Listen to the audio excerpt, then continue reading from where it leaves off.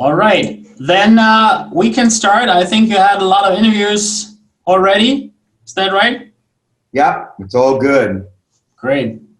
So let's talk about the new album. There's a song about George Floyd on it, a song about COVID, a song about PTSD. What would you say is the main message of your album? Well, I think that it's just my overview of events that I witnessed over the course of the writing and the recording process. So the presentation of Bon Jovi 2020 is our being witness to history. Yeah. You finished the album before COVID, but it fits perfectly. How come? There was a lot of events leading up to it. You know, when we went to Nashville in March of 2019 with what I thought were the songs from the record, in retrospect, they just became the first batch. And after the fact, I had written Let It Rain, Lower the Flag, American Reckoning, Do What You Can. So 4 of the 10 songs were written after the fact.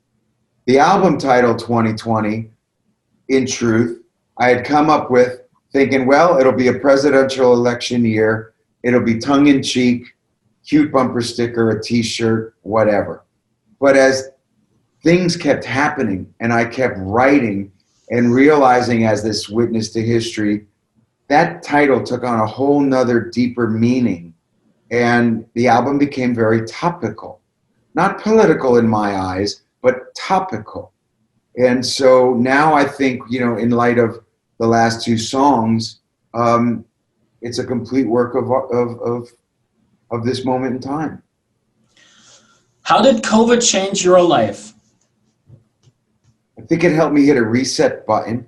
It allowed me the chance to stop and not just album tour, promote, you know, go to work, make a buck, do. It really changed my kind of priorities, and it reintroduced me to my children, which is probably the greatest thing I got out of this. It allowed me that kind of an opportunity to reconnect to what's most important, which was my family. I got the same thing with my 2 boys. We had a lot of time. Do you think that musical and cultural business is supported enough in times like these? The world kept spinning, you know. Now, I don't think that, truthfully, Pierre, we've seen the fallout from all of this yet.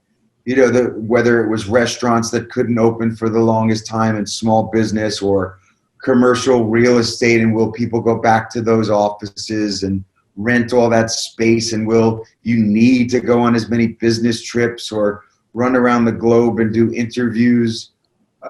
That's yet to be seen.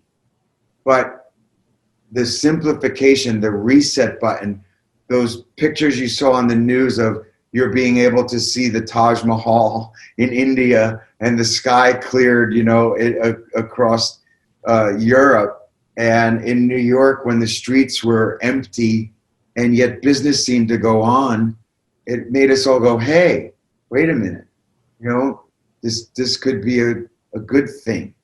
Now, granted, 1 million people have lost their lives, 200,000 which are in America, jobs that are lost or aren't coming back, people that are relying on the government right now. These are tough times. So like I said, we don't know the outcomes. But on one side, there's a little bit of goodness that came too. You talk about politics. What do you think about the presidential election this fall? You support Joe Biden. Why is it so important to change person on the White House, in your opinion? Well, I'm not going to say, oh, one is bad, one is good. But one gift that we have in America is every 4 years, every single person in every single window that I can see out my window has an equal say in the matter. And they can elect the direction that they're looking for this country to take. And so, Strombo, you're early. No, I thought it was 10 o'clock. No, it's 1 o'clock, and I'm doing an interview right now in Germany that you're intruding on. I'll call you back. Call me back. I look forward to it. Goodbye. Me too. Bye-bye. Some crazy Canadian who keeps trying to interfere with all the interviews and calling in on FaceTime. They have another I know the clock up guy's there. face. I know his face. It's the third time he's tried it.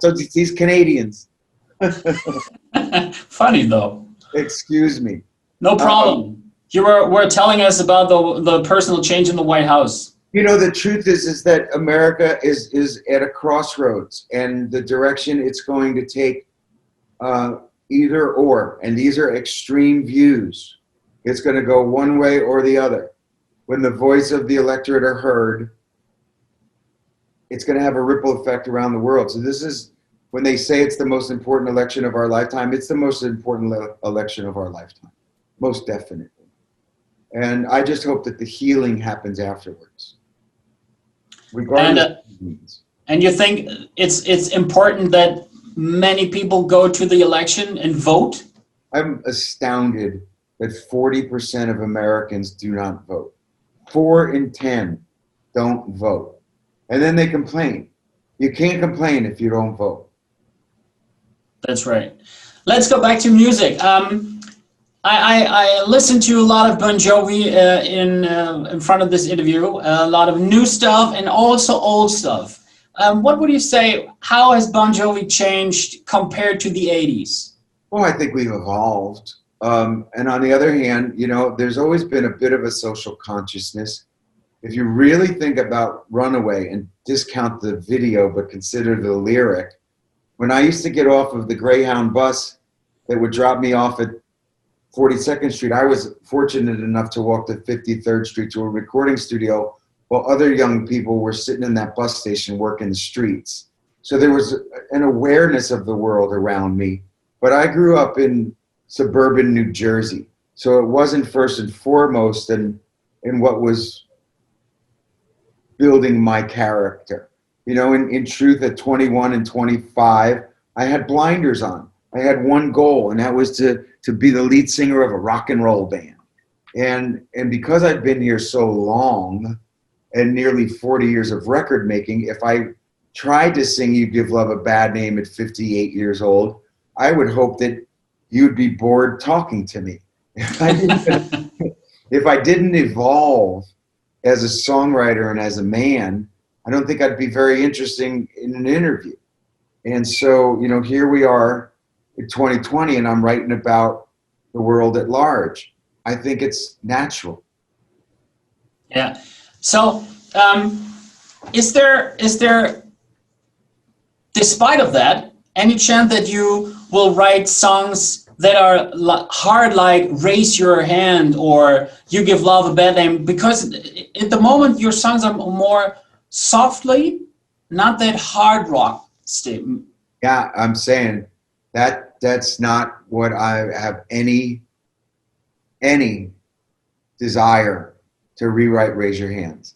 Love the song, works great lives to this day. Been there, done that. You know, it's just not a natural part of the progression. Nope, you know, love it, but that I was 25. Richie and I wrote that, and that's what I had to say then. Great.